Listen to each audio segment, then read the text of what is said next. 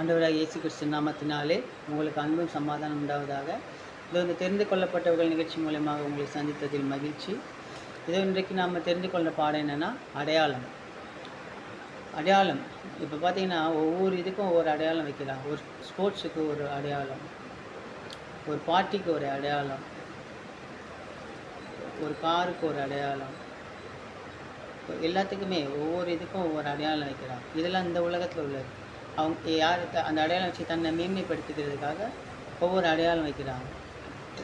இதெல்லாம் அழியக்கூடியது, புரியுதுங்களா? ஆனால் உண்மையான மெய்யான அடையாளம் என்ன? மெய்யான அடையாளம் 2000 வருஷத்துக்கு முன்னாடி நம்ம ஏசப்பா பிறந்தார் பார்த்தீங்களா?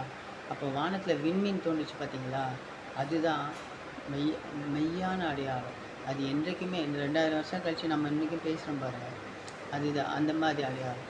அவர் அந்த ஞானிகள் அதை பார்த்து வந்து இதோ உலக ரட்சகர் பிறந்திருக்கிறார் என்று தரிசிச்சுட்டு போனாங்க பார்த்தீங்களா? அந்த அடையாளம்.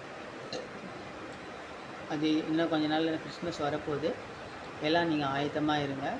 அந்த நம்மளுக்கு ஒரு பாலகன் பிறந்திருக்கிறார்ன்றதை நம்ம மறுபடியும் புதுப்பிக்கிறதுக்காக ஒரு விழா கிறிஸ்மஸ் என்ற ஒரு இதை உலகம் தெரிஞ்சுக்கிறதுக்காக அதை நடத்துகிறோம். அது ஏன் எதுக்குன்னு கேள்வியெல்லாம் கேட்காதுங்க. ஏன்னா ரட்சகர் பிறந்தார் இந்த நாள் அப்படின்னு ஒரு நாள் குறிப்பிட்டு வச்சுருக்காங்க. அதை நம்ம செய்கிறோம், அவ்வளோதான். ரெண்டாவது பார்த்திங்கன்னா, அந்த பரிசேயர்கள், மறைநூல் அறிஞர்கள், வேத பாடல்கள் இவங்கெல்லாம் கேட்குறாங்க ஏசப்பாவை, நீர் தான் மெய்யான மேசியா என்றால் எங்களுக்கு வானத்திலிருந்து ஒரு அடையாளத்தை காட்டுவாங்க. ஆண்டவருக்கு கோவம், இந்த விபச்சார சந்ததிக்கு நான் அடையாளம் கேட்குறாங்க, இவங்களுக்கு யோனாவின் அடையாளம் தவிர வேறு எந்த அடையாளம் இல்லை.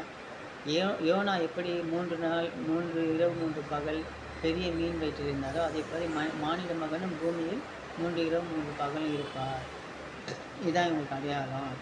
இவங்க இப்படி இவ்வளோ, ஏன்னா அவர் தான் மெய்யான தேவன். மெய்யான தேவன் தானே குருடரை பார்வை கொடுக்க முடியும், நடக்க முடியாதவங்களுக்கு நடக்க வைக்க முடியும், பேச்சிலேருந்து உங்களுக்கு பேச்சு வைக்க முடியும், மரித்தவர்களை உயிர்ப்பிக்கிறது. ஏன்னா ஜீவன் கொடுக்குறது அவர் தானே, அது அவரால் மட்டும்தானே முடியும். அது அவங்களுக்கு தெரியல பாருங்கள், பக்கத்துலேயே இருந்து செய்கிறதால தெரியல. அப்படி இருந்து இவங்க அடையாளம் கேட்கும்போது அவருக்கு கோபம் வருது, அதனால் அப்படி சொல்கிறாரு. அப்புறம் சொல்கிறாரு, யோனா நினைவே மக்களுக்கு சொன்னால் அவங்க ஏற்றுக்கிட்டாங்க, ஆனால் நீங்கள் வந்து ஏற்றுக்க மாட்டீங்க. அவங்க தான் கடைசி காலத்தில் உங்களுக்கு தீர்ப்பு கொடுப்பாங்க. இங்கே நிற்கிறவர் யோனாவிடம் பெரியவர் அல்லவா, இதுக்கு உங்களுக்கு தெரியலையா அப்படின்ற மாதிரி கேட்குறாருங்க. அது பார்த்தீங்கன்னா மத்தேயு 12வது அதிகாரம் 38லேருந்து 42 வரைக்கும் படிச்சிங்கன்னா, அந்த வசனம் நீங்கள் படிச்சிங்கன்னா அதில் போட்டிருக்கோங்க அந்த யோனாவின் அடையாளம். அப்புறம் பார்த்திங்கன்னா, ஆண்டவர் வந்து ஏதோ நான் மரித்து மறுபடியும் வரப்போகும்போது இந்த மாதிரி அழிவுலாம் நடக்கும் அப்படின்னு சொல்கிறாரு. அப்போ சீடர்கள் மெதுவாக, ஆண்டவர் இது எப்போ நடக்கும் அப்படின்னு கேட்குறாங்க. நீங்கள் மத்திய 24வது அதிகாரம் ஃபுல்லாக படிச்சிங்கன்னா இந்த விஷயந்தாங்க இருக்கும். அப்போ பாருங்கள், அந்த அதில் ஆண்டவர் சொல்கிறார் பாருங்கள், ஏதோ நான் வரும்போது இதெல்லாம் நடக்கும், நாட்டுக்கு நாடு விரோதமாகவும் அரசுக்கு அரசு விரோதமாகவும் சண்டை சச்சரவுகள், பஞ்சம், அப்புறம் நிலநடுக்கம், நிறையா என்னென்ன அழிவு நடக்குமோ எல்லாம் நடக்கும். அந்த மாதிரி நிறைய விஷயங்கள் நடக்கும். அப்புறம் பார்த்திங்கன்னா 2 பேர் மாவரைப்பாங்க, ஒருத்தர் எடுத்துக்குவேன். 2 பேர் வயலில் இருப்பாங்க, ஒருத்தர் எடுத்துக்குவேன். இந்த மாதிரிலாம் வந்து நடக்கும். இதெல்லாம் வந்து நான் என் வருகைக்கு ஆரம்பம், இதுக்காக நீங்கள் பயந்துடாதீங்க. ஆனால் அது வந்து வருகைக்கு ஆரம்பம்தான். அது இதை மாதிரிலாம் நடக்கும். இதோ என் நாமத்தை வச்சு கிறிஸ்து வந்து பாலை நிலத்தில் இருக்கார், கிறிஸ்து வந்து இதோ அந்த அறைக்குள்ளே இருக்கார் அப்படிலாம் சொல்லுவாங்க. தயவுசெய்து யாரையும் நம்பாதீங்க. கிறிஸ்து வர்றது வந்து வெட்டு வெளிச்சமாக இருக்கும். எப்படி மின்னல் வந்து கிழக்கில் தோன்றி மேற்கில் மறையுமோ எப்படி தெரியும் இல்லைங்களா நம்மளுக்கு? இப்போ ஒரு மின்னலை பார்க்கும்போது ஏதோ மின்னல் வருது, நம்ம கண்ண முடிக்கிறோம், பளிச்சுன்னு தெரியும் இல்லையா? அதே மாதிரி மின்னல் கிழக்குலேருந்து மேற்கில் மறையும் இல்லை, அதே போல் ஆண்டவரோட வருகையும் எல்லாருக்கும் தெரியணும். தெரியாமல் நடக்காதான். இவங்க வந்து ஏதோ கிறிஸ்து இங்கே வந்துட்டார், கிறிஸ்து அங்கே வந்துட்டார், கிறிஸ்து இங்கே இது பண்ணுறாரு அப்படின்னு நிறைய சொல்லுவாங்க. தயவுசெய்து அதெல்லாம் வந்து தயவுசெய்து நம்பாதீங்க. இது வந்து நல்ல வேதத்தை தெரிந்து கொள்ளப்பட்டவர்கள் கூட ஏமாந்து போயிடுவாங்க.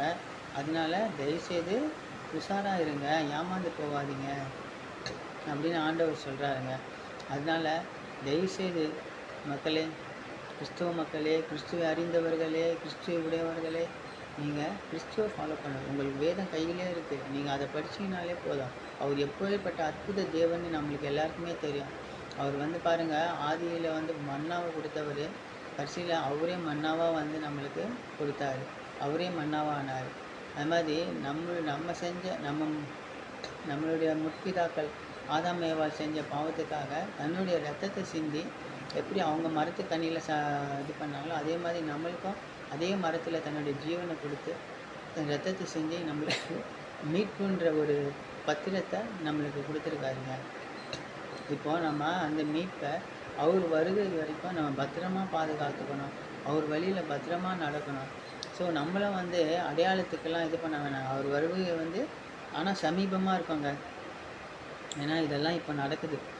நீங்கள் அந்த மத்திய 24 அதிகாரம் ஃபுல்லாக படிச்சிங்கன்னா தெரியும். அவங்க என்னென்ன போட்டுக்குதோ அதெல்லாம் நடந்துச்சுங்க, எல்லாம் நடந்துச்சு. இது சீக்கிரமாக அவர் வருகை கூட சமீபமாக இருக்கலாம். அதனால் தயவுசெய்து உங்களுடைய வாழ்க்கையை நீங்கள் ஆயத்தமாக வச்சுக்கிங்க. ஆயத்தமாக இருந்து அவருடைய வருகைக்கு ரெடியாக இருங்க. ஏன்னா அவருடைய அடையாளம் மின்னலை போல தோன்றும் அப்படின்னு சொல்கிறாரு. யாரையும் நம்பி ஏமாந்துடாதீங்க, எங்கேயும் போகாதீங்க. உங்கள் வீட்டில் அவர் சொன்னால் நீ எங்கேயும் போகாத, வீட்டிலே இரு, மேல் தளத்தில் இருக்கும், கீழே இறங்க வேண்டாம், கீழே இருக்கும் மேலே இறங்க வேண்டாம் அப்படின்னு சொல்கிறார் இல்லையா.